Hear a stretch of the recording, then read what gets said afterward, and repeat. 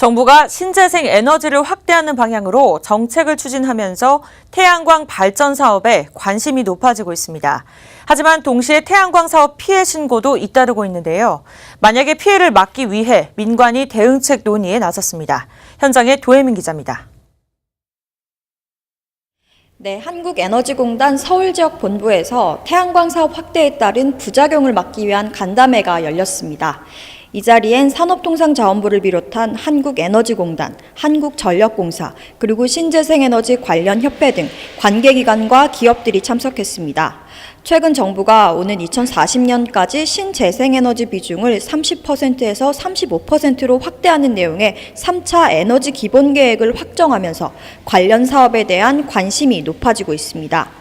그중에서도 비교적 손쉽게 접할 수 있는 태양광 발전 사업은 진작부터 많은 투자자들이 쏠렸습니다. 하지만 그만큼 태양광 사업 투자자들의 피해도 잇따르고 있는 상황인데요.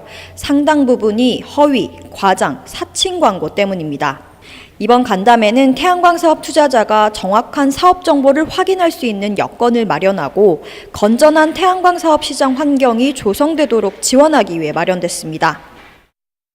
사업하시는 분들께서 이제 발전 사업자들을 모집하고 하는 과정에서 이제 좀 부작용들이 발생을 하고 있는 것 같습니다. 그래서 사실은 이게 정부 사업이 아닌 경우에 이제 정부 사업이라고 한다든지 또는 어떤 기관의 명칭을 사용하겠다라고 협조를 얻지 않은 상황에서 이제 기관의 어떤 후원이라든지 마치 이제 기관들하고 같이 한다든지 이제 이런 형태의 이제 광고들이 지금 많이 있는 것 같습니다. 그걸로 인해서 소비자들이나 또는 어떤 선의의 이제 사업자들께서 피해를 입을 수 있는 그런 부분들이 있어서 우선 피해 신고에 대한 집중 상담을 실시합니다. 그간 한국에너지공단 콜센터를 통해 사업자 피해 신고를 받아왔는데요. 피해 신고 전문 상담 요원을 지정 배치해서 피해 의심 내용이나 실제 피해가 발생할 경우 대처 방안을 상세히 안내하도록 합니다.